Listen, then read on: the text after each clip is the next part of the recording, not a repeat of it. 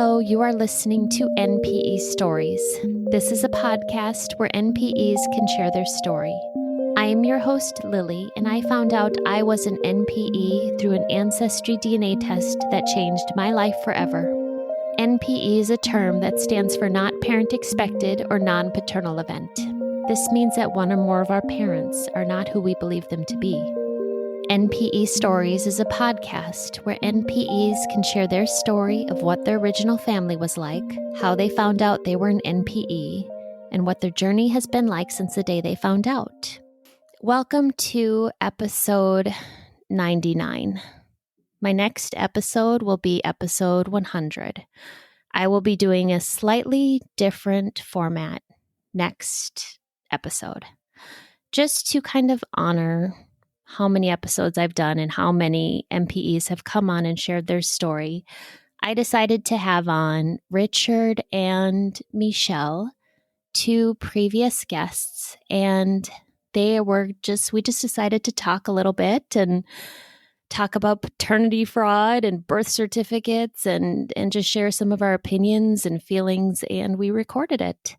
So next episode will be a little different than the typical NPE story that you're used to. And I wanted to give a shout out to the Facebook support groups for NPEs. There are a few of them that have been very helpful to me, especially this last week.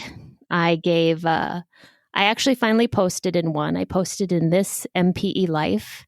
I'm normally a lurker, I guess you would say. I just read and comment, but this time I decided to post because I'd had a pretty terrible text message on my birthday from an estranged family member, and it was really hurtful, and I posted about it, and I was overwhelmed with empathy and compassion from other NPEs. I mean, 40 or 50 comments on my birthday that completely made me feel supported and understood. So thank you to people that participate in the NPE Facebook groups, especially when you are empathetic and compassionate. It really means the world to NPEs when they're hurting. So this podcast, we listen to NPE stories, and today we are speaking with Anne. Hi, Anne. Hi, Lily. And we have been corresponding since 2020, and it's 2021. I know. It's crazy. I think it took you a little while before you actually wanted your name on the list for actually sharing your story. Is that true? Yeah, I just needed some time. And although I still felt like I wanted to share, I just wasn't ready. So I had to get to a place where I was. Completely understandable.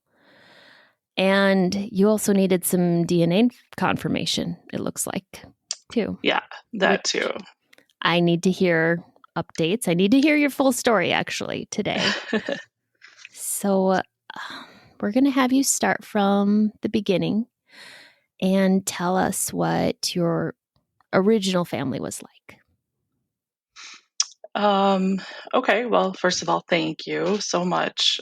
This has just been a tremendously helpful platform, and I just never miss an episode. And it has helped me so long, so much during this whole time. I can't even tell you how much. And it's actually helped me find some answers that I wasn't expecting to find. So, with that said, I guess I will just start, at the beginning. I was an only child. I was born in the late 70s, August of 78, in the western suburbs of Chicago.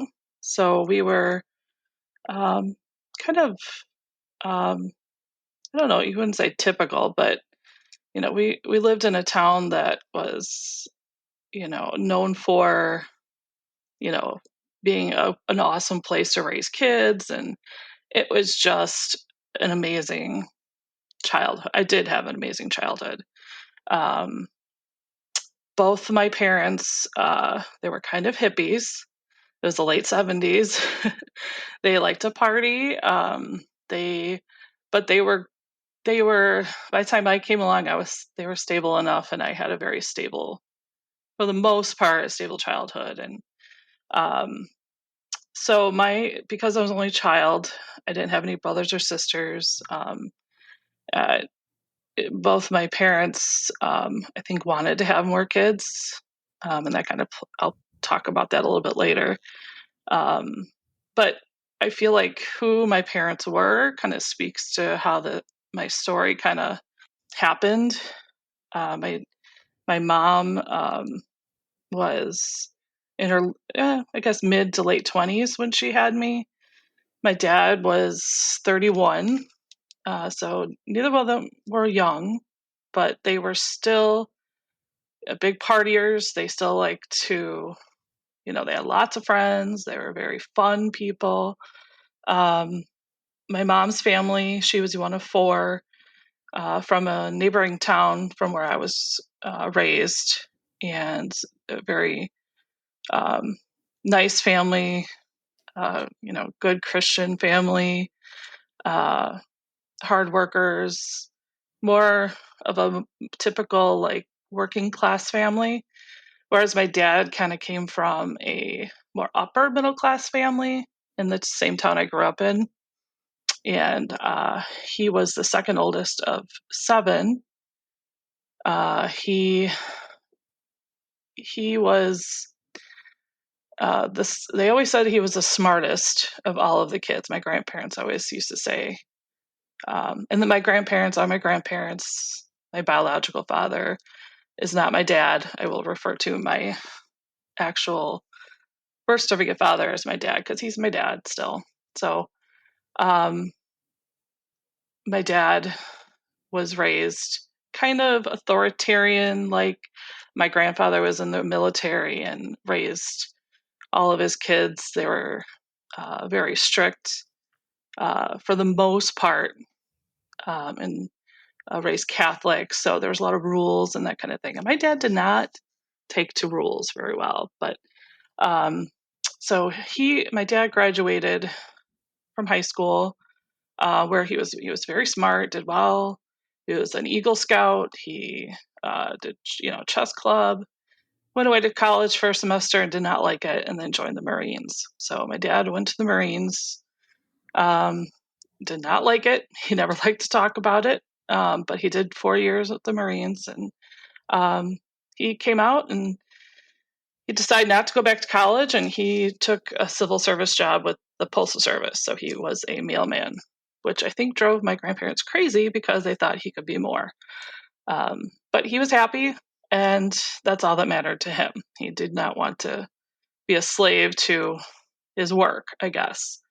Um, so my mom, she graduated, it was about 1970 or so. She graduated high school, went to beauty school, was a hairdresser, and pretty much they both just partied. And it was the 70s, so they both they didn't know each other. Grew up in separate towns. The story I heard growing up was that they met at a popular, I guess, bar, restaurant in the western suburbs, and it was about, I want to say, I think I figured it out that it's roughly in the middle of 1977. I was born in August of 78, so I'm not quite sure when they actually met, but they met, and my mom did not like my dad. My dad he was very loud and very opinionated, um, and he apparently, the story I was always told, he pursued my mom repeatedly, and my mom did not particularly like him at all.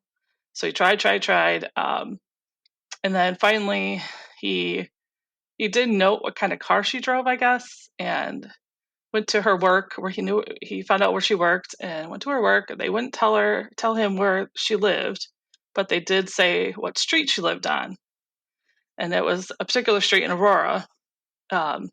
Actually, yeah, one of the neighboring towns. And he drove up and down the street looking for a car, and found her and delivered her favorite 3 yellow roses. And she said if he went through all this work to find me and to go out with me, he can't be that bad. And the yellow roses were her favorite flower. So, and that was that. The rest was history. So, um, my because they were such partiers, I kind of feel like I should go back and say that, you know, my mom and dad both were kind of black sheep in their family, both of them. So nobody else in my mom's family drank and partied except for her dad, my grandfather. And um, he had, I don't know how long how long it was, if it was later in his life or if it was just when I could remember, but he got to be a pretty violent alcoholic. And I don't know if my mom was still in the house when that was going on, but um, I think that kind of is why the others in the family didn't. They kind of stayed away from alcohol and stuff, but my mom did not. So, but my dad kind of was the black sheep of his family in that his family was a little conservative and value their values just didn't line up sometimes, even politically. So I don't think he spent a lot of time in those days with his family. I do have letters and stuff like that, and I know that he had respect for everybody in his family. He loved his family, but he was not particularly close to them, um, except for a few people, maybe. Um, so I guess um, if we're kind of getting up to the point where I came along, my mom found out she was expecting in, I believe it was December of 77. And she and my dad said he just did the right thing. They were not already engaged. So he said, okay, well, we'll just get married and that'll be it. Well, they didn't tell my grandfather that she was already pregnant, but just said that they were getting married somewhat quickly. They got married the following March. And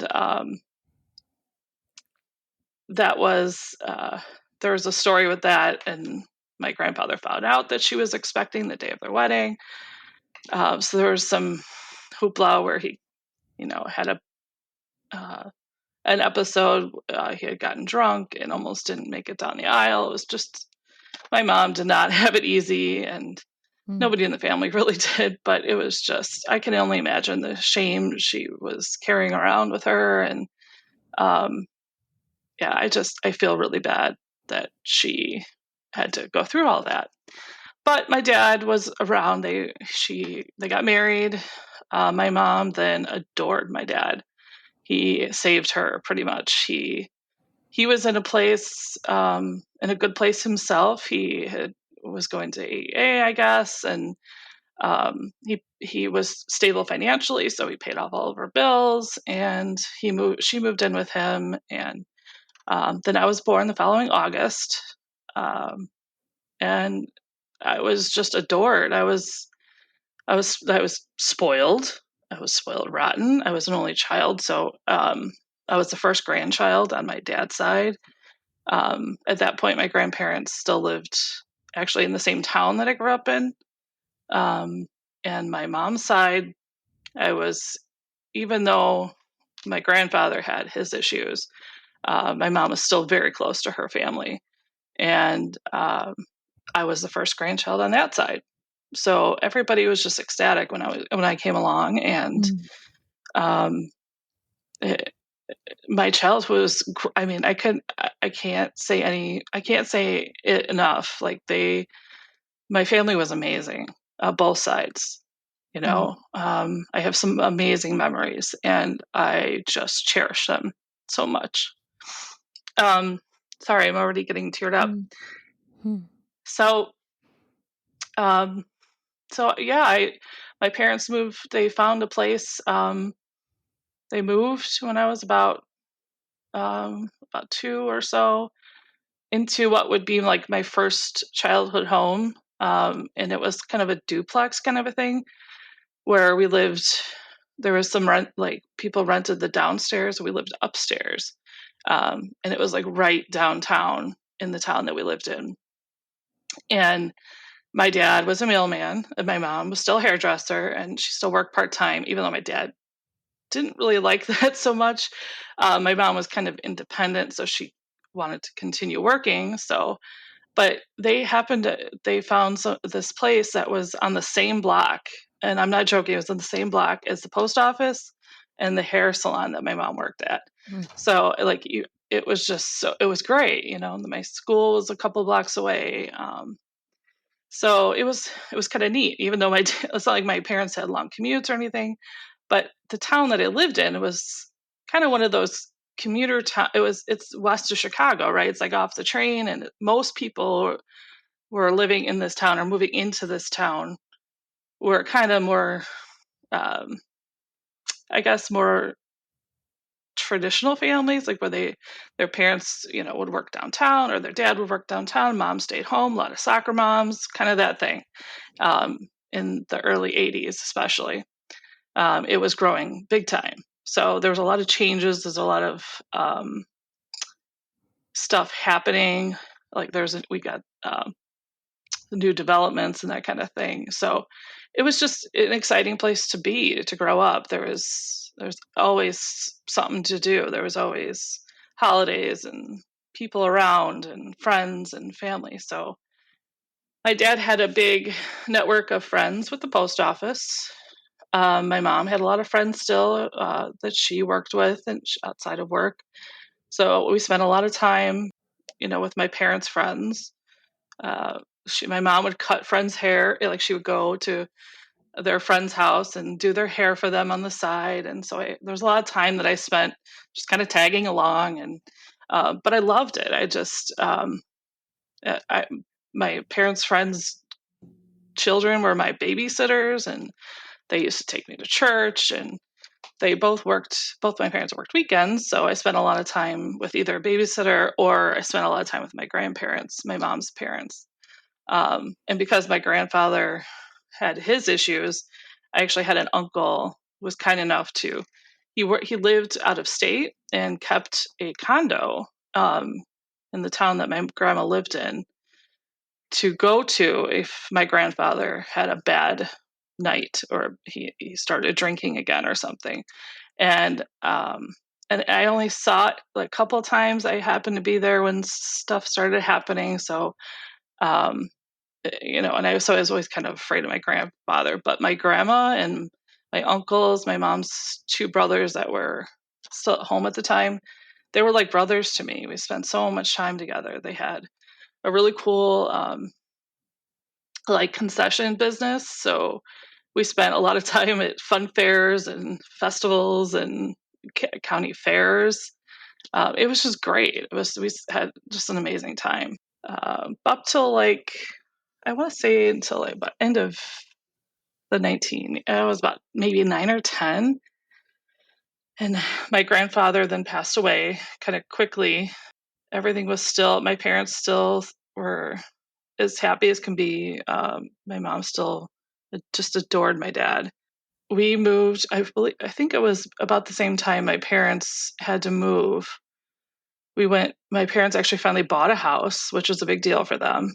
And we just moved up the block, maybe three or four blocks. And I had a friend during this time too. I had a friend that had moved in downstairs, and we shared a backyard. So she had to move too. Um, and because she lived downstairs at the same time. So she moved, but it was only a couple blocks away. And I only say this because this is how I actually, that because of her, my friend that lived in the same house was the reason why I met my husband. And our parents became really good friends. And, so I started spending a lot of time with her. About, I would actually say it was before we moved. So maybe when I was like maybe 6 or 7 or something. But so I was an only child, but I had her, and I had, and her cousin was actually came to be my husband actually. Um, at the time I wanted nothing to do with him, but we were all only children, and we all, spent a lot of time together. And so we didn't feel like only children. We felt like we had each other, and it was kind of neat. This was about the time where everything started to change. My We moved in the new house. I was becoming more of a teen. I was, spending more time with my friends, my activities. Both my parents were great. They were always supportive of me and would attend events and games and performances and that kind of thing. It was like maybe 1994, so I was about 14, 15 years old. And when things started to change in my house, my mom had changed careers and was doing really well for herself. I was older, so she was working more, and I think that bothered my dad. I think he liked being the provider, and he liked, he just liked being the one that was the breadwinner, I guess. And he actually took on a second job about this time. Because it was the big computer boom. I never needed for anything. We weren't rich, we weren't wealthy, but I had everything I ever needed. Um, I maybe didn't have the name brand clothes everybody else had in middle school, or high school, but I never needed for anything. But at this time, my dad took a second job just to buy me a computer, so he didn't have to, rack on more debt and stuff. And I think he honestly just wanted to. He was a hard worker, and he knew how important it was for me to have a computer, whatever. About the same time, my mom started uh, spending more time with some friends at work, and my dad, I don't. My dad started just, I don't know, just spending more time at the bar. He just wasn't home. Uh, he he took all of us to on a trip. I remember it was very. I don't remember why we took the trip, um, but it was strange because he actually invited my what would be my future husband. We weren't even dating at the time, but he paid for him to go because he actually grew up without a father, and so he from time to time would help him out, and um, wanted to bring him around more. I don't know if he was trying to encourage us to get together. I don't know what it was, but it was kind of weird. But we went on a trip, and we met up. We went with some friends and met up with some other family out west. We went to see the Cubs play. My parents are big sports fans. My dad in particular, um, and I should probably interject here because something I kind of underplay a little bit is, I never felt out of place, or I never felt like anything was different about me. I looked like my mom so much that it would never have occurred to me to wonder or think that anything was up with my dad. He had curly hair. He had black hair. I had blonde hair. I had wavy enough hair that it looked enough like his family, and to kind of just assume that I just looked like my mom. And but we meshed well. My dad and I, we didn't mesh well. He was a little critical of things sometimes, but we bonded over sports. He taught me about football at a young age. He taught me about baseball. He would, on Saturdays and Sundays, he'd sit there and tell me about the different plays and that kind of thing. And he would take me fishing. He was, up until this point, he was just awesome. He was just so great. He was not the lovey-dovey type, that is going to always come up and give you a hug, or that was my relationship with my mom. I was very close to my mom in that way. But and we were both kind of sensitive and sentimental, both my mom and I. So he would have an issue with that sometimes because I don't know, he couldn't handle that. Sometimes when we were both, I don't know if you want to say sensitive or emotional or whatever, but Mm-hmm. for the most part, I had a great time up until that point. So that trip, I felt like it was like a turning point, because up till it was about then that both of my parents stopped coming around as much, and I was older. And then the year after that, it was Memorial Day weekend of 1995, and I'll never forget it as long as I live. Um, my mom we're preparing for a big party. We're having a Memorial Day party that they like to have. And my dad was out fishing. He would do that a lot to try to get out of her hair if there was something going on. And so that day, then I was cleaning, getting ready, and we got a phone call from a local hospital, and they said that they had my dad there, and that he had been in a boating accident, and that it was serious. And so we flew down to the hospital, and it turned out my dad had drowned that day.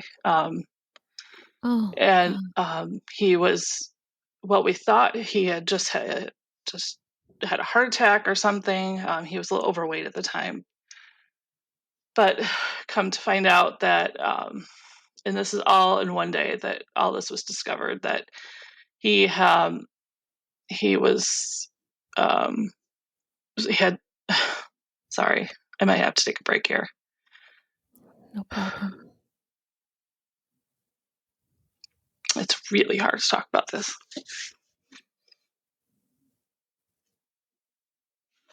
Um,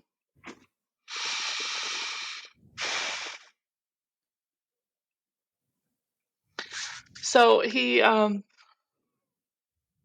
basically the story was that he was putting his boat in. There was a fishing club that he belonged to. He was putting his boat in the water, and it was windy, and it drifted away from the shore. And he supposedly swam after the boat because there was nobody around to help him, I guess. And it was hypothermia, and he basically drowned that way. Oh, Um, so he did not know that at the time. We just assumed it was a heart attack. And my mom and I were just devastated, obviously. And I was a junior in high school, and it was right before finals. And my husband my now husband, it was my boyfriend at the time, and he was there with me. He was there in that hospital room when they came out and said that he's gone. We had to identify him, that kind of stuff. It was just awful. And so a couple hours, we're reeling with this, but thinking we're going to have a party, but instead my dad's just gone. And it dawns on us, we're like, where his car and his boat is. Nobody knew where it was. And it just appeared in front of our house a few hours later, and with a note. And so they, whoever it was that dropped it off, did not come to the door. They just left a note on the car. And so my mom read it, and it turned out he had been, like, it was another woman he had been seeing, and he was fishing with her that day. That my oh, mom had no idea. I had no idea. And that she was sorry. Um, there was a phone call, I think, from a friend of this other woman, and just to kind of tell her what had been going on. Some woman that he was helping get straight from drugs or something.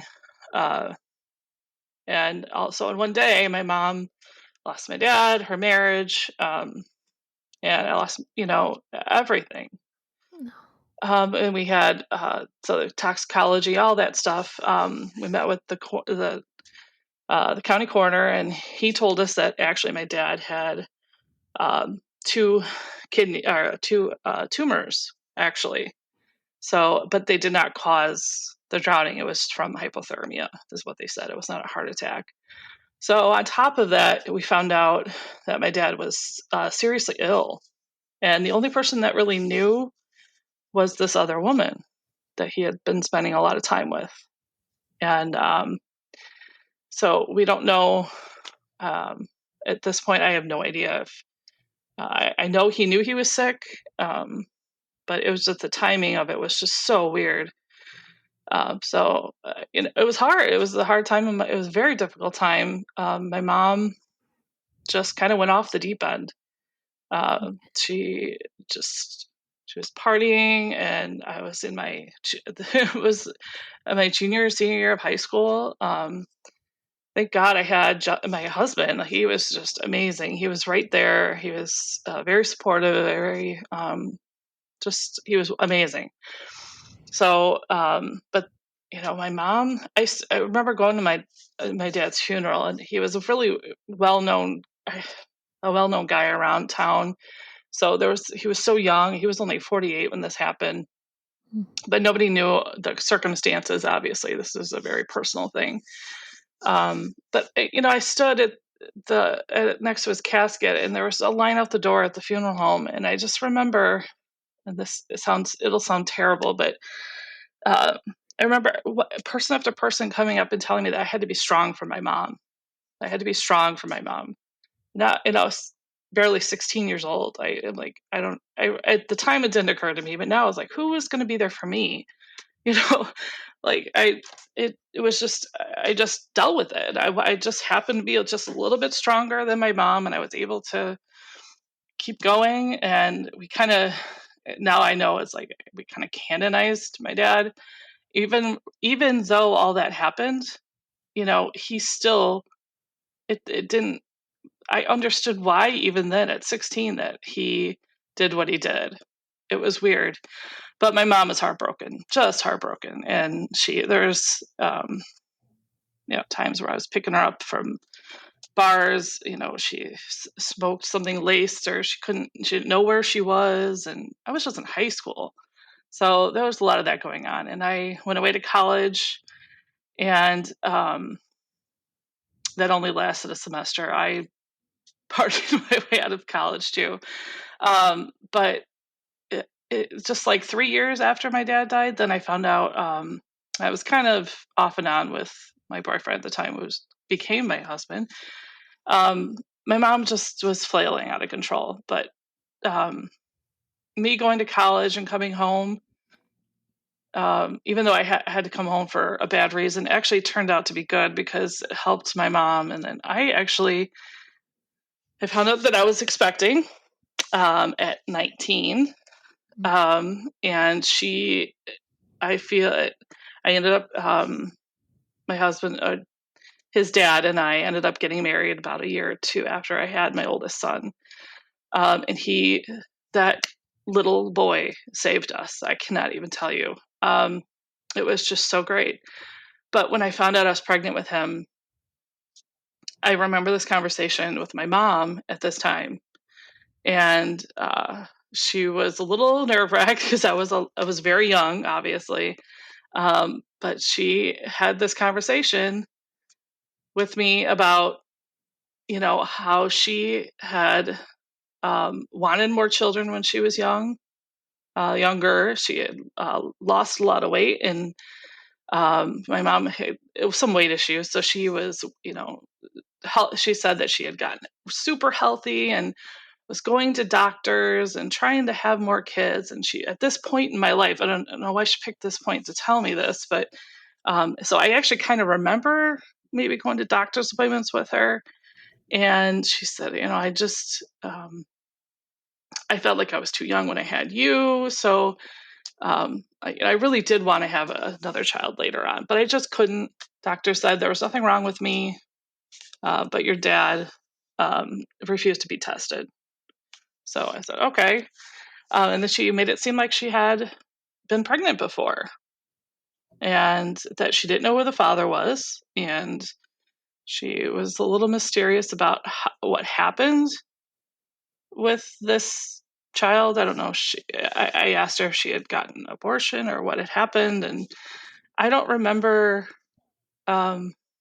exactly what she said, but I do remember her basically alluding to the fact that she made it seem like she had an abortion or that it was gone or whatever. She gave it up for adoption or something. So I thought, oh my gosh, Mom, I could have had a brother or sister. That's, of course, the selfish part of me. I was like, I could have had a brother or sister. What are you talking about? She's like, yeah, but you don't understand. I was full, I hated myself. I didn't know who the father was. At least, you have, your boyfriend, and we'll call him Jason. And he's going to be good for you. He's going to, take care of you. He's there for you. And now you have a family, and so I don't know, at that time, it didn't occur to me that she was trying to tell me something. But, I was so distracted by the fact that I was 19 and pregnant that it didn't really, it didn't occur to me to think about that. I spent my younger years, we did just start our family then. We'd got married. I had 2 more kids. I started back at school, college.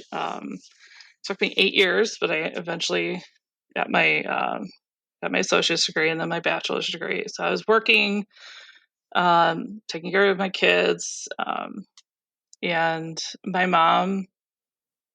She was a great grandma. She was amazing. She it was a nice distraction.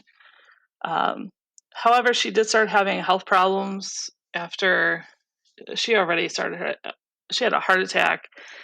I believe it was about a year after my dad had passed. I think I was not even at college yet, but she had already started having health problems, is what the point was. And so we, as a family, decided to move in together, and we moved up about 15, 20 miles west to a different suburb, and we moved in one big house together. And within a year, I think it was about a year or so, we were there. And it was 2000. At this point, I had 3 kids. 2006, 2007 or so. My mom had a second heart attack, and this one was really bad. And so I was helping take care of her. Still never said anything about, my dad or my family was around. I was still very close to my mom's side. When I was, I should say too, that my dad's family actually, growing up, I was close to them too. But my grandparents moved out of state when I was about 5 or 6. So I didn't really see them much. But we would go and visit sometimes, and we'd get together with my dad's brothers and mostly his brothers that were in the area. I had some cousins that I spent time with. So I was still relatively close to them. But by this time, I had cousins on both sides of the family. And still just, everybody was real supportive, and, they did their best to be there for my mom and I after dad dying. But it was still, nobody talked about anything. Um, and I bring it up now because I feel like it was all this time went past and all this stuff happened. And I never talked about it with anybody. I never went to therapy. I never, like, this crazy stuff happened, and I just was surviving. So then, I was just kind of figuring stuff out. My husband and I were having some issues. So the same year my husband and I separated, my mom then had a massive heart attack and died. And then it was just me with the kids. So that was roughly 2007, 6, 7. So here I was still not quite done with my bachelor's degree. I was working, trying to take care of the kids. It was just a crazy time. So I'd already kind of mentally was like, okay, enough is enough already. But I actually got a really great job. I finished my degree finally. I had a lot of support from my friends helping me. And actually, a couple of years later, then my husband and I actually got back together. And it was the best decision we ever made. We got remarried, and we had our reunion baby.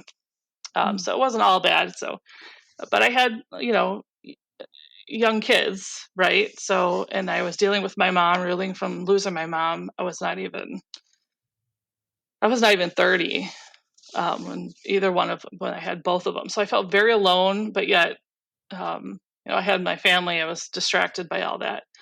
Fast forward a little bit, my kids were older. Um, I turned 40, and I feel like it was a strange time because my kids were a little bit older, and I started like having more and more anxiety and stuff, some issues. So I was, trying to take care of myself at this point. Like I'd never seen a therapist about anything that had happened. There's some trust issues. And so I'm going to go to therapy. I'm going to go and talk to somebody about some of the stuff that has happened, which was, all in all, it was great. But she was trying to figure out what I was interested in. And I was a very young mom, so I didn't even have a chance to figure out who I was as a person. And here I was at 40 trying to figure that out. And I was kind of hitting my stride with my career and doing well, and things were good with my husband. So, fast forward a couple of years after going some therapy, my we were visiting out of town visiting one of my mom's brothers, and his wife was talking to me about his. I guess it would have been my aunt that was talking to me about how she had done this ancestry DNA test, and just to confirm some of the genealogy stuff she did. And I had, never really gotten into it before, but I was kind of looking for, here I was doing some self exploration, trying to figure out what I like to do, what I enjoyed to do, enjoyed doing outside of just being a mom and a student and and an employee. I didn't really have anything else. So I thought that's kind of interesting. So I started working on my family trees, especially with my mom gone and my dad gone, and the kids were. Um, One of them had a project at school, like a lot of people do, and I knew a little bit about my mom's side. I was still my mom's mom was still around. Um, she she and I were really close, and even after my mom died, uh, we spent a lot of time together. And so that kind of what was like, pushing me to try to remember some of these things that I was told, or, um, just family stories and interesting things that was shared by my grandma or my mom or something. And my grandma passed away. Um, I especially felt the need to write things down, or to figure out where we're from, and for my kids. Mhm. And so I got into ancestry, built a family tree on both sides of my family, and I remember I called my dad's parents were still around. Actually, they're still alive at the time.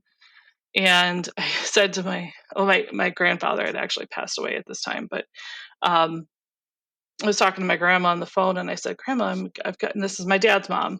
I said, "I got into genealogy. That's kind of a new thing I got into. I'm like, do you have anything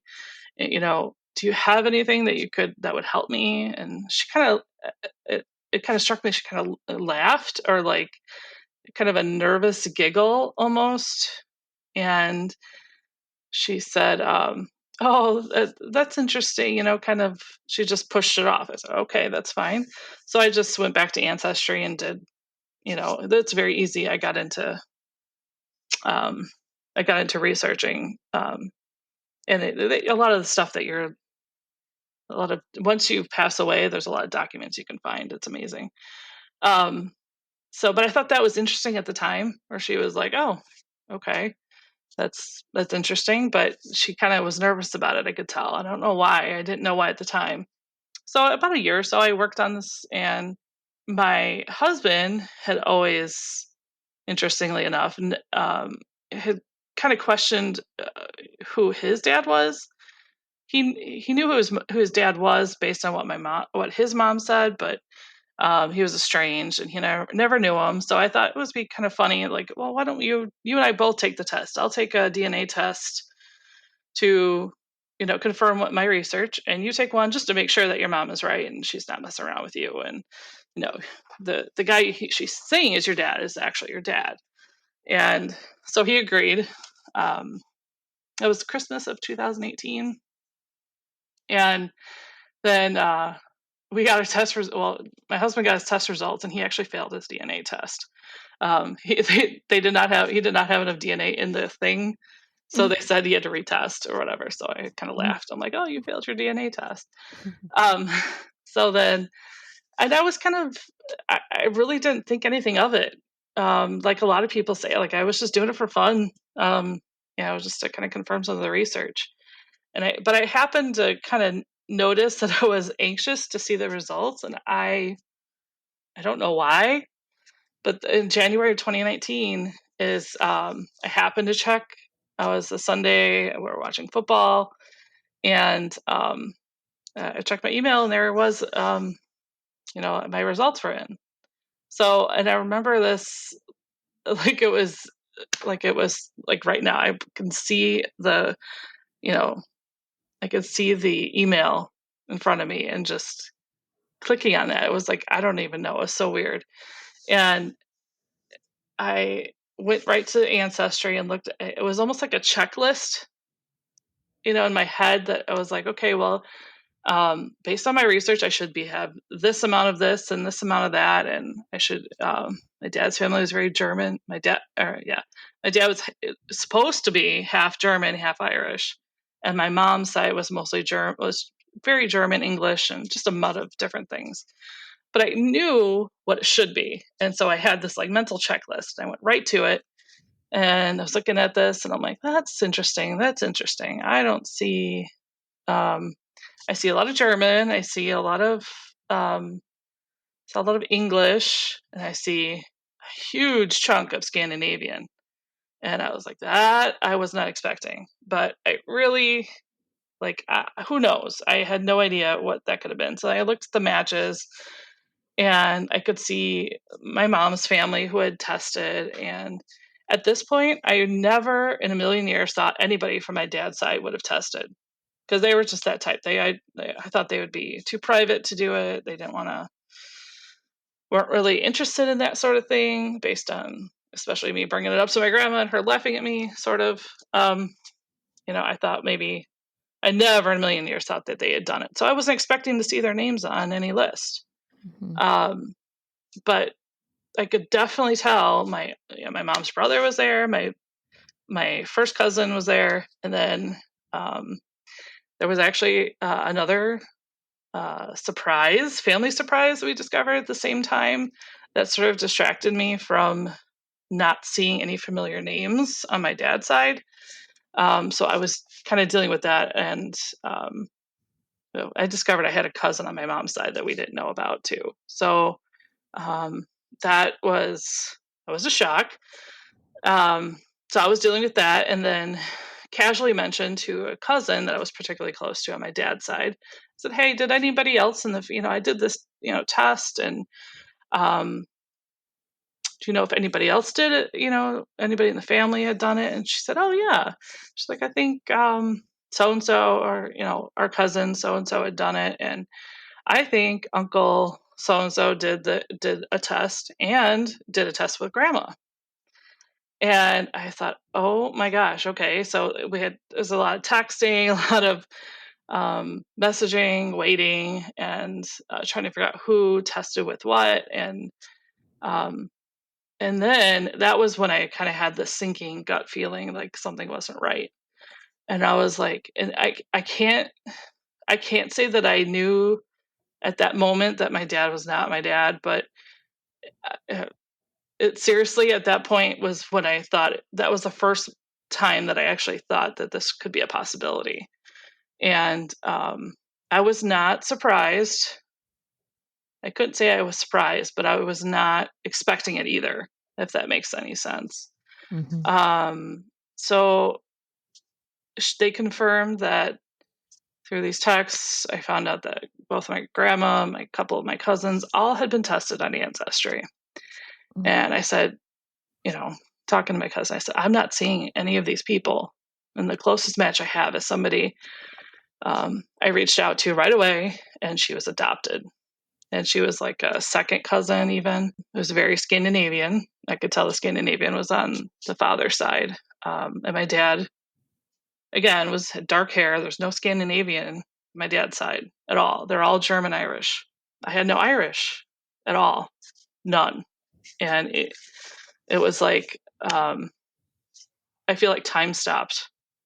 And and everyone thought I was crazy. I just could not believe.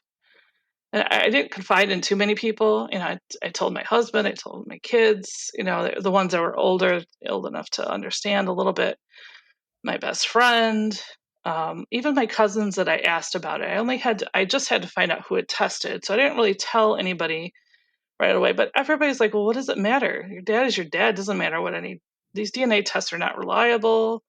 I'm like, well, why is it I can see my mom's side perfectly, but I can't see my dad's side? I see my uncle, I see my cousin, but on the other side, I don't know any of these people. I don't know any of these names. How is it right for one side of my family and not the other? Come on. So I was just astonished at how everybody was like so passive about it. Like I was crazy to be upset about it. And I like, this is crazy. My dad, it's possible, like, my dad is not my dad, or was he adopted? I had no idea. So immediately I'm trying to scramble my brain. Immediately started this like investigation. I feel and I remember going into my basement and pulling out, totes of like old paperwork from my parents are long gone. I don't have anybody else to ask about this. The only person around that was still alive that might know something was my dad's mom, and she was like, I don't know, 95 at the time. I'm not going to ask her, hey, do you know anything about this? It just it wasn't right. So I immediately started this investigation, and I really I feel like my life is split up in like three sections. I feel like I was a different person, of one person growing up, and then up until my dad dying when I was 16. And then from 16, when I became a parent at 19, and up until my mom dying in 2013, or I'm sorry, 2007, I should say. I don't know why I got that all mixed up. 2013 is when my grandma died.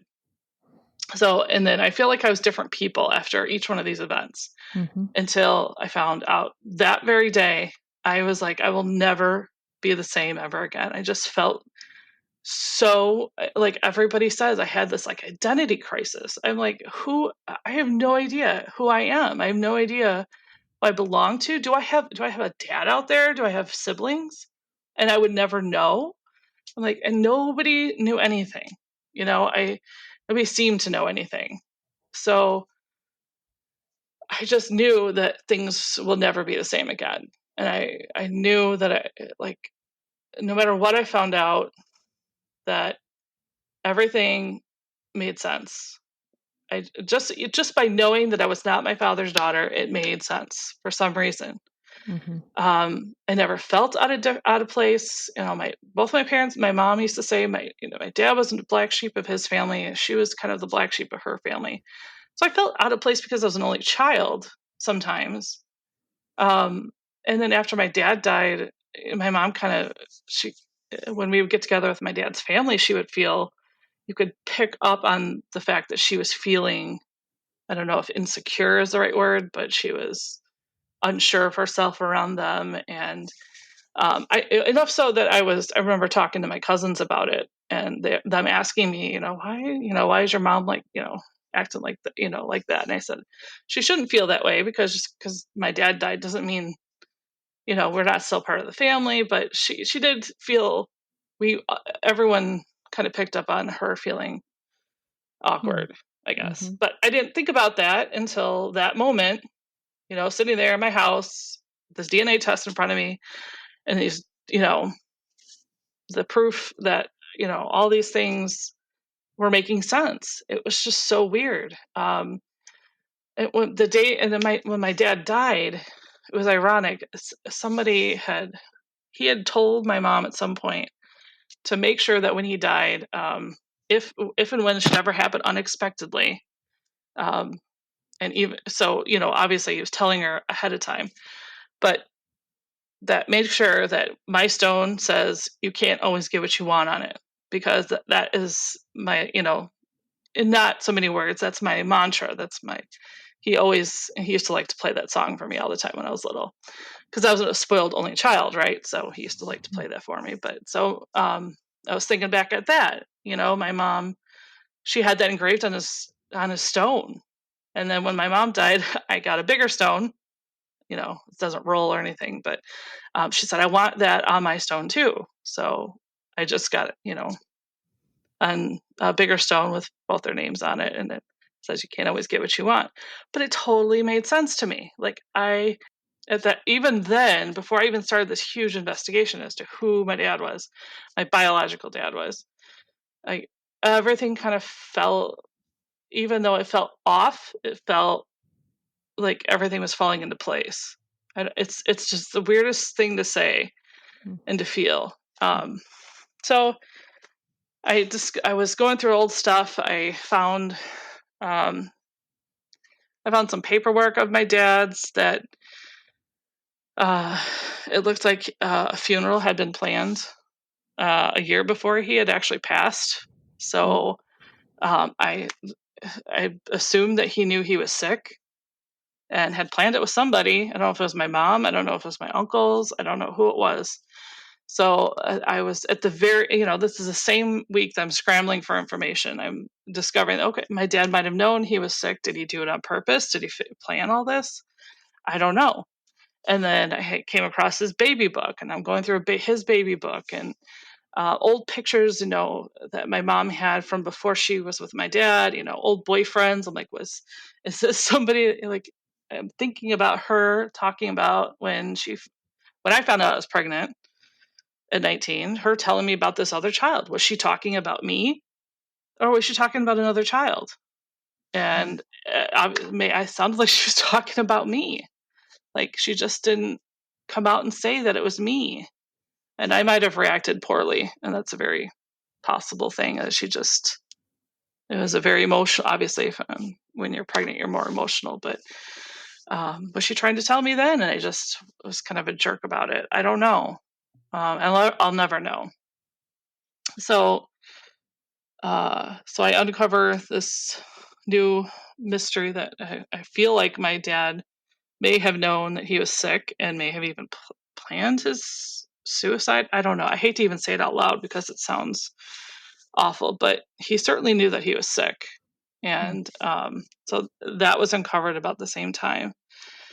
And going through his baby book, I was reading when he was young, he had I can't actually remember if it was measles or mumps, but he had whatever it was twice. I think measles twice within 2 years when he was really young.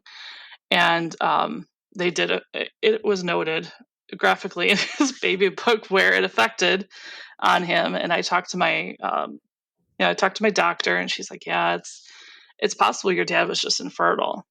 Oh, yeah. I've heard that from mumps. And I had never heard that before. So that could possibly, so then I thought, well, maybe my grandma knew. Maybe both my grandparents knew this whole time that my dad could not possibly have kids. And not only that, my dad probably knew. So I think he knew that he couldn't have kids, or it was unlikely. And he didn't even tell my mom, I don't think. So when she ended up pregnant, he did the right thing, and I was what he needed. I was what she needed, I guess. I don't know. They both straightened each other out. So I think maybe that has something to do with it. She went to all those medical doctor, did all that testing to see if there was something wrong, why she wasn't getting pregnant when I was younger. He refused to be tested. So I've reached out to I actually got reconnected with his old best friend, my dad's old best friend, which has been great because even since this is still like the first week that I found out, and talking to his old best friend and who knew him back then very, very well. And he said that certainly that my first he said, yeah, certainly my dad, he was not surprised actually that the DNA test came out the way it was. And he said, your dad did not, um, he didn't party like he was worried about the repercussions of his actions, was the way he put it. And then he said, oh, crap, I'm not your dad, am I? I'm like, I don't know. Are you my dad? Like, I have no idea. I didn't even suspect him up until then. And then, so he's like, I'm like, is that a possibility? He's like, oh, he started backtracking it really quick. And he's like, Oh, I no. met your mom at the wedding. I have no idea. I was like, well, I don't know. You are the one that said it, So I sent him out a DNA test, and he took the test, and it was we did not match. But he has enough Scandinavian. His last name is actually a name that was kind of showing up in some of my lists, or I started working on the mapping the DNA matches. And so he did have a last name that kind of lined up with there. So for a good, I don't know, 3-4 weeks, I thought maybe he was actually my biological father, but Oh, no. it wasn't him. So I talked to my mom's best friend at the time, and I was sat at the cemetery talking to her about my test, and crying and crying and crying. I cried for like a year straight, I think. We were talking um, about all these times, and she said, you know, I did have a conversation once with your mom. It was her best friend, my mom's best friend, this lady I was talking to. She ended up having a daughter the same day I was born. And she said, we were about to, have you guys. And she was kind of confiding in her and said, when I met Anne's dad, I was partying around, and her friend had already been married and settled down, so they were not in the same circles at the time. And she said, your mom did say, it was weird, it almost seemed like a confession. She said, like, she had seen multiple people at the time that she met your dad. So I thought, Mm. okay, she had, who knows? Who knows? And my family, I talked to my mom's brothers, they had no idea. I mean, if anybody knew anything, nobody said anything other than my mom's best friend and my dad's best friend said that that was a possibility. The girl I grew up with, that we lived in the same house, that she's cousins with my husband, I talked to her mom, and she mentioned that they would kind of party with my parents sometimes, and she said that she did kind of bring it up once, that it was a possibility, and she had no idea that it was actually true, and then she had no idea what there was actually a name brought up, but she didn't know what that was or couldn't remember. So, Mhm. um, so basically, um, that was beginning of 2019. My second oldest, my daughter, was a senior in high school. She was graduating and going away to college. So I did my very best. I had no leads. I had no idea. I did my very best to just suck it up. And even though I was in emotional like turmoil, like I quickly recognized that I was in this grief mode, and just I sucked it up the whole rest of the year. And I was doing research. I was obsessed with it. I was mapping DNA stuff. I was, reading about this stuff, and centimorgans, and mapping matches that I did have. I had nothing. I really had nothing to go on. And I did reach out to. It wasn't until about a year later that I started like really getting desperate. Like, I have got to figure this out. I'm going to lose my mind. I'm going to lose my job. I'm going to lose. I have to figure this out. So it was a whole year later. And I think that was like when I first discovered your podcast and started listening to other people's stories. And I actually wasn't crazy. And the things that I was feeling and experiencing were totally normal. And I felt validated, and I felt like empowered to kind of restart my search, a little bit more focused. And so, and I swear, I think I even wrote this to you in the first email that I sent to you, is that I figured out more in a week than I did in a whole year after listening to like maybe 2 months of the first of your podcasts. Just by hearing what other people did and what resources they, just other people's story, is that, hey, this is an actual thing that's happening. And here are other possible, ways to get your answers, I guess, if that makes sense. Yeah. So, and I got a little bit of good luck too. I did test with, 23andMe. I tested with, I uploaded my data to all the other sites then. Still was asking around. And at this point, I was actually starting to feel guilty that I accepted this as a reality, because my it, it sounds terrible, but as awesome as my dad's family was, I was actually feeling, those that did know, I actually felt like they, and this is perceived, but it felt like, I felt like I was doing his memory a disservice by suggesting that this was even a possibility, kind of a thing.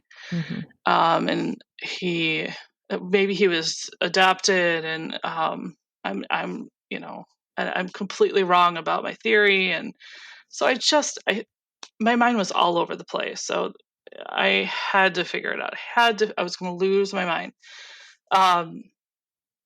So going back to my spark of good luck, I had somebody I had matched with on 23andMe.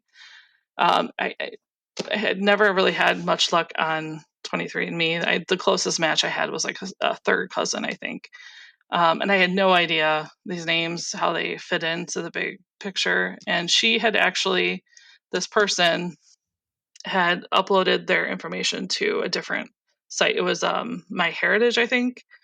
So she appeared and actually had a different username. So I had kind of turned into kind of a sleuth at this point. Like, Facebook stalking people and families. And so I looked up, I did a Google search for her username and found her as a person, like who it was. And I remember like ending one of your podcasts, and like, I was like, all right, I'm going to do this. I'm going to send the email that I need to send. She's the closest match I have that is not adopted. I'm like, if I can get an answer, it's from her. So I sent her a message, and wouldn't you know it, she sent me back. She's like, yeah, we ended up going back and forth talking, and she was very helpful. She talked to her mom, who would be a closer match to me, right? So I told her at least the branch of the family that I had kind of narrowed down at least. And I don't exactly remember like how it happened, but they basically helped me figure out which branch of the family I was, part of. So, and they actually remembered this DNA match. Her mother was the match was about my age or so. Her mother was kind of the baby boomer age, like my parents, and had remembered spending time with them as a kid, and knew their first names, and gave me kind of a short list of people. And so I looked them up on Facebook, and they were actually names I had seen before. And I remember seeing them on Facebook in one of my over that year that I was kind of researching. And I came across this family, and I thought, I took a mental note that I'm like, if we're not related somehow, I'll be really surprised, because I could just see the resemblance. Um, and I never realized that I didn't look like my dad's family until I saw these people. And so she said, okay, well, here's the information. And I thanked her, and I said, thank you so much. And we stayed in contact. So I reached out to the first possible relative. He was about the right age. And just from what I could tell on Facebook, he I knew he was part of the family based on what this other match had said. I sent him a message on Facebook, and I said, "Here's my situation." And to my surprise, he sent me back a message saying, "Oh yeah, I remember your parents. I remember your mom was friends with my dad's second wife, and they used to party together." And then I brought up the street that my mom lived on, the one that my dad drove up and down looking for her car. Mm. Um, and he's like, "Yeah." He's like, "Yeah, actually, they lived on that street too." And I said, "Oh my gosh, like I actually feel like I've got somewhere." And he said, "And you know what? I've actually done a DNA test too, but it's on Family Tree DNA." And it was the only site that I had not uploaded all my DNA to. Mm. And I said, "Okay, all right, I will. I'm going to download my file and I'll upload it to this website where yours is." I was just shocked to have gotten that far, and I said, "It says it's going to take 3 or 4 days. We'll get back in touch with whatever it says." And it took my kids and we went out for dinner, and I came back and I got a notification that the results were ready already.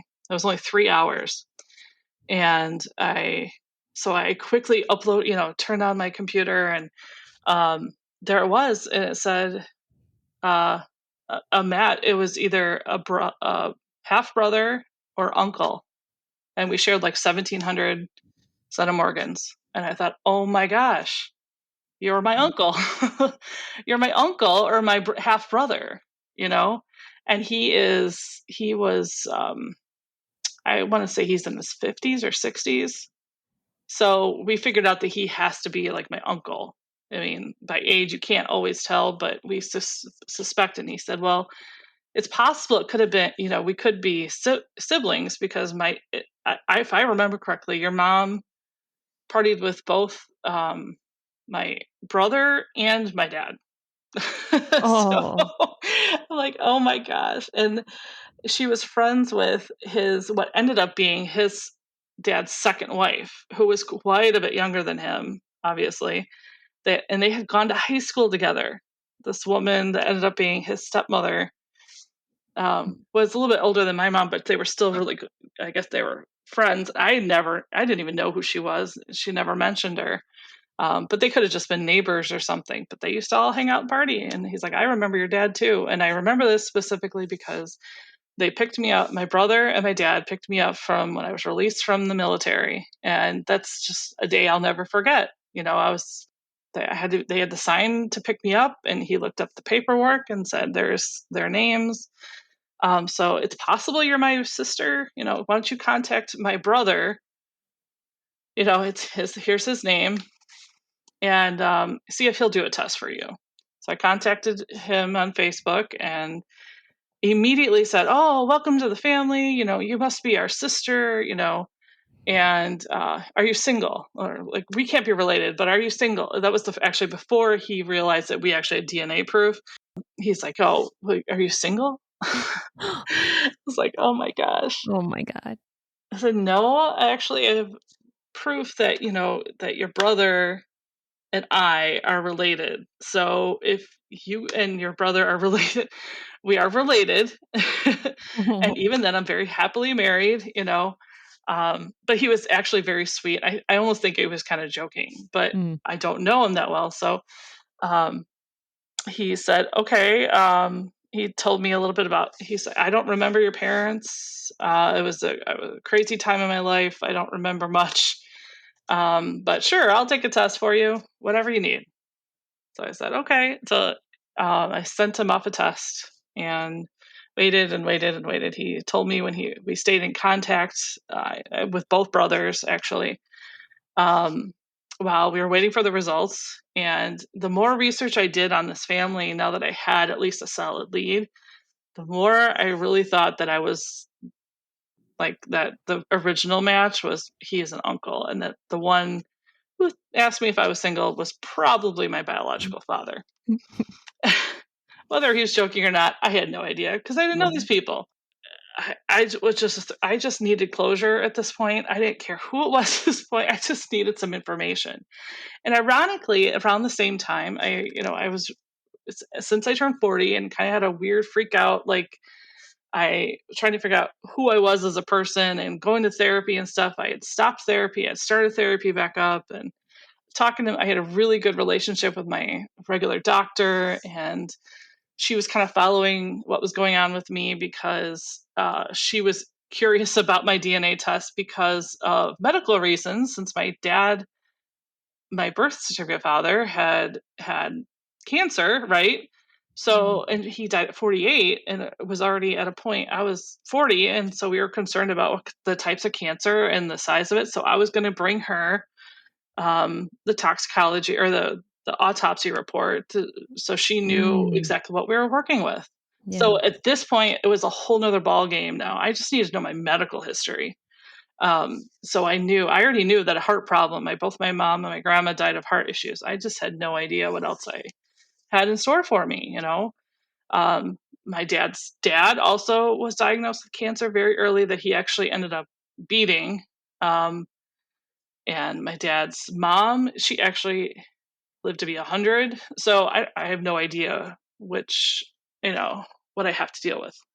So I reached out to her, my doctor, and she said, well, regardless of what's going on, find out your medical history, and start from there, which I already kind of was on that. I just wanted to know that, but I'm not kidding you. This is March of last year, 2020. Mm. By the time I sent a test to somebody I thought was my biological father, and well, mine is my dad's best friend that, and his sly comment, well, I'm not your dad, am I? I don't know, are you? So this is the first time I actually had a serious lead. So March, and it was actually happened to be my parents' anniversary too, is when I sent out that test. And then the whole world shut down. So we all went, I was home from work. And it was actually the day that I got my results was my last day in the office. Since then, actually, I've been in the office since then, but I've worked from home primarily now since then. But so I woke up and immediately had a notification, and it said it's a father-child match. So I texted this person and I said, "It's a girl, congratulations." He said, "Wow, I thought you were going to be my sister. I'm sorry, I don't remember, still don't remember your parents, but I'll be your dad." And um, yeah, it was just very surreal seeing that, like, on my phone. Just I pulled it up and there it was, parent-child match. And so this person actually lives in Chicago, so obviously close to me.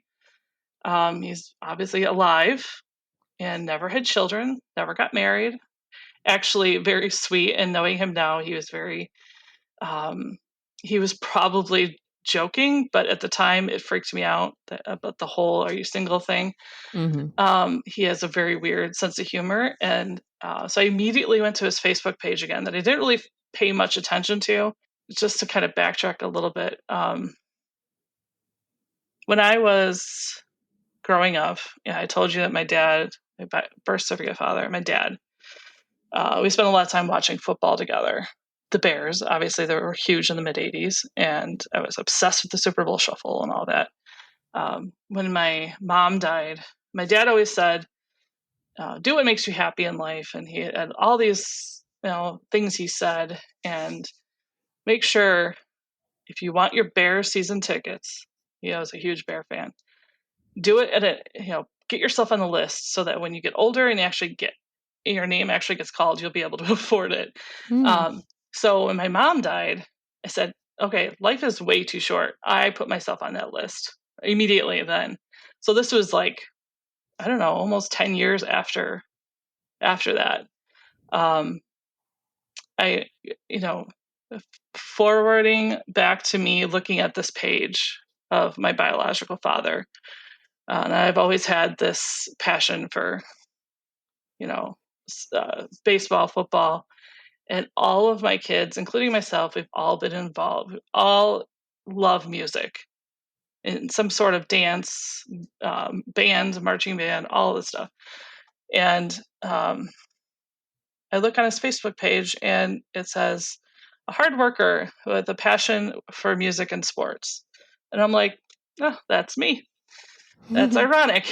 And at that point, I was like, oh my gosh. And it just like all of a sudden it dawned on me that I was looking at pictures of his family and he was sharing information and medical information. And I was looking at, they were sending me pictures of the family and their other sister and their other brothers and people I didn't realize I didn't look like my dad's family until I saw these pictures. I'm like, oh my gosh, I actually don't look that much like my mom. I look more like them, like my biological father's side. It was really weird.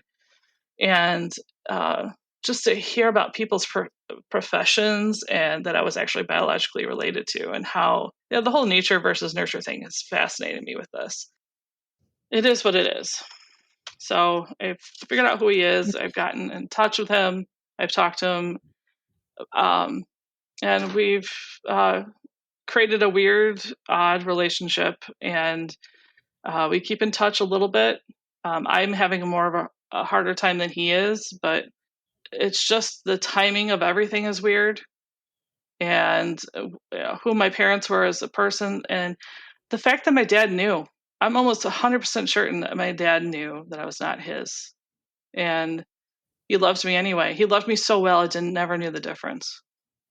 And my dad's family loved me so well that I never knew the difference. And it's been really hard, really, really hard, pulling it all together and wrapping my head around this. And it really has just been, I never thought I lost anything. I have just like adding a child to my family. I feel like I've just added another branch, my heart just grew bigger and I just had more people to get to know. And so I guess with that, I mean, that is the story, I guess. And I have pictures here. You've met your bio dad and you said it was strange and awkward, but Yeah. you are. Well, about a month after we got that test, yeah. So, and everything was shut down, and I said, I don't know how long this is going to be. And so we made it was the end of April, I think, of last year.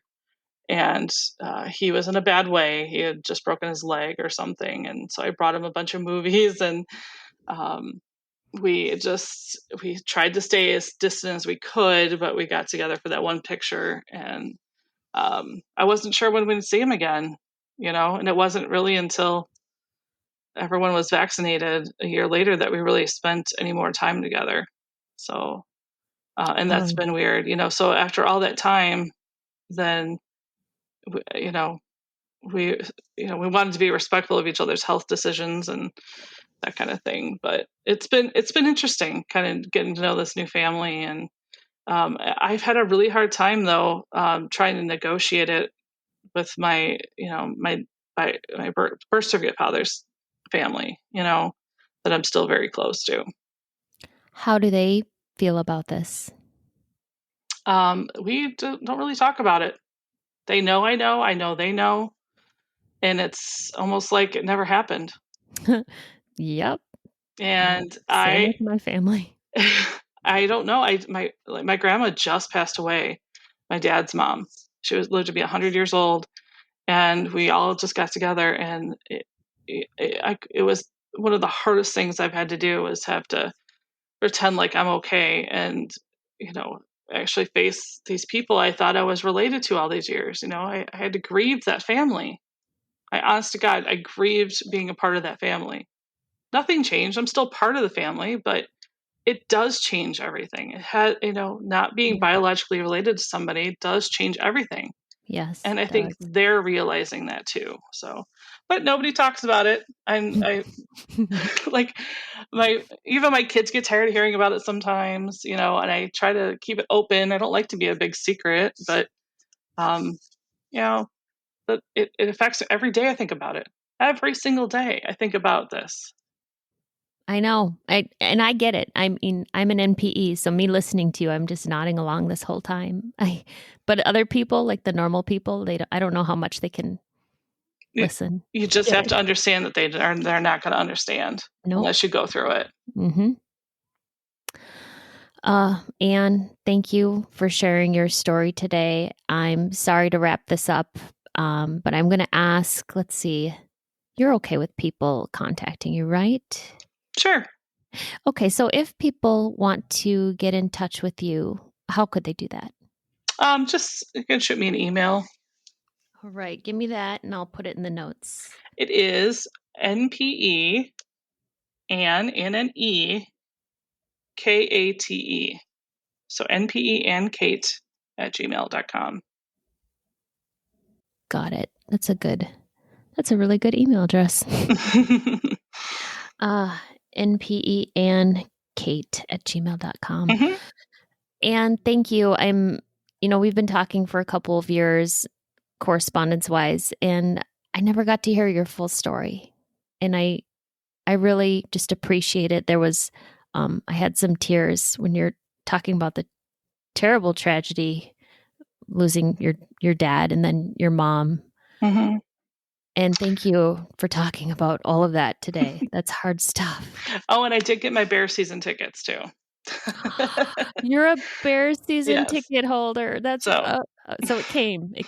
I did get it. Yeah, I did. I got it like maybe 3 years ago, but I just wanted to make sure I got that in there. So go Bears. That is amazing. How about one final thing. How about your birth father? Is he a bear? Is a Vikings fan. He was born in Chicago, but raised in Minnesota. So he is a Vikings fan. That's my people. I'm As from long as he's not a Minneapolis. Packer fan, so. Right? Funny. Okay, Anyway. Anne, thank you so much for sharing all this today. I really appreciate it. Yeah, thank you. Thank you so much for all you do. These stories are here for us to identify with. If you are an NPE and would like to share your story, email npestories@gmail.com. You do not have to give any identifying information. If you are an NPE and would like to share your story, I'd like to hear from you. Subscribe to this podcast to hear more. Come heal with us.